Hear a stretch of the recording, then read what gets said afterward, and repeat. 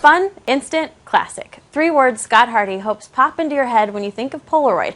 After all, he's the man who sits at the top of the company and has worked to usher the old school instant film company into the 21st century. Scott joins me to talk about how he's captured success in just 2.5 years as CEO. Scott, welcome. Thanks for being here. Thanks. Great to be here. So before landing at Polaroid, you had positions at big-name tech companies like Intel and Dell. You've gone retro. What drew you into Polaroid?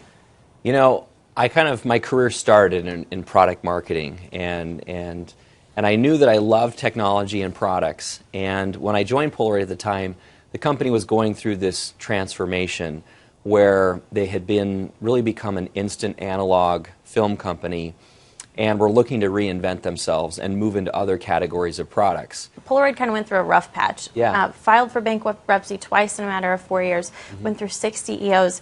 What about your leadership style is it that has made you the one that's stuck? In 2009, we had to put the company into bankruptcy because of an issue at the ownership level. And that was one of the hardest things I ever went through in my career, because you're navigating this legal space, and you have all these employees who are looking to you, to kind of guide the ship and where are we going to end up. Right.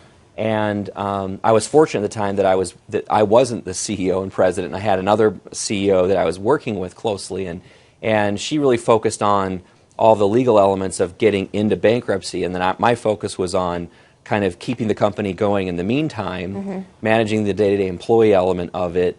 And then on the other side of that bankruptcy, under new ownership, I was then hired to be, to help to lead the organization and really turn the business model upside down and change how we approached everything we do. And it's been, fortunately, it's been a great success. Well, listening to you talk about it, you're clearly very passionate about what you do at the company you work for.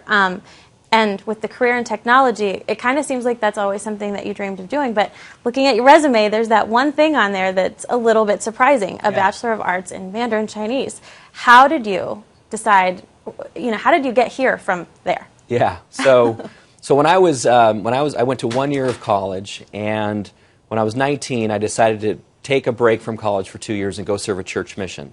And I was called to serve in Taiwan. And so for 2 years, 19 to 21, I'm basically living among the people, eating Chinese food, learning a language, and it's a really hard thing to do. I mean, if you're going to do it, you want to do it at that age, don't get me wrong, but it's super hard because you're living on the other side of the world. And I remember my first probably 3 weeks living there, I was just miserable. It was hot. There was no air conditioning. Oh, you don't understand anything anyone is saying. You're eating strange foods. You're homesick. And I remember one night I'm laying in bed and like a cockroach goes crawling across my bed. Oh my gosh. And that was like a low point. I'm like, can I do this? But once again, going back to those things we talked about before, which is persevering, being tenacious, don't give up. And eventually things got better. I understood the language, and I actually became really proficient at it, and ultimately decided to major in that in school once I got back from doing that. But it was one of those things that was really life-changing for me because it's hard. Definitely. It's really hard to do that. But it changed me and helped define ultimately, I guess, who I am today. So where did your passion for this industry come from? When I graduated from my undergraduate degree with this Chinese degree, I first was looking at jobs working in China, right? So I was talking to companies who were looking to hire, have a U.S. person based in Asia who speaks the language and can interface with them. I knew I wanted to go to graduate school and get an MBA at that point. And I took a job with a company, ended up taking a job that did not involve using much of my Mandarin. I ultimately went back and got a business degree, a master's in business. But that really is what opened the doors for me to go work at Intel, because during my first year of business school, you're trying to get that internship during your first and second year. Right. And I remember Intel came recruiting on campus, and I happened to be interviewed by a guy who was looking for a role of someone to work in what they call Intel Architecture Labs, which is it was really this think tank at Intel.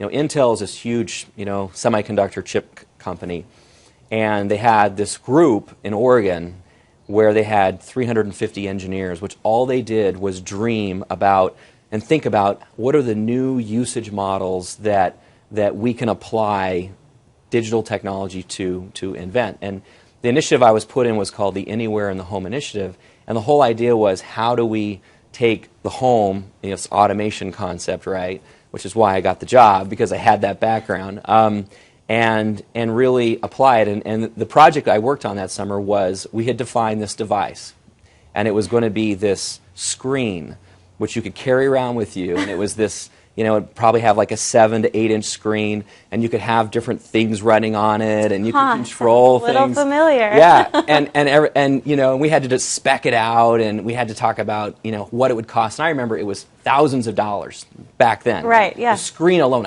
a color touch screen. You couldn't even imagine. Could never do it. Yeah. It's too expensive, and it's too thick, and now you look at it today, you're like, it's in my tablets, pocket. hello, Yeah. my smartphone, it's everywhere. Exactly. So. It was cool to work on things like that. Yeah. I remember seeing a demo during the summer when I was there as an intern, and they had a bunch of computers hooked up to a cable, and they had this coax cable from literally like your cable TV plugged into the computer, and you could pause live TV, and we were like, groundbreaking. And everyone's like, what are you going to do with that? Why would you pause live TV? Isn't that how all those things go? Like these cool Yeah. things that people don't even think about now. You're like, at one point somebody called it. Yeah, a really right. dumb idea. Right?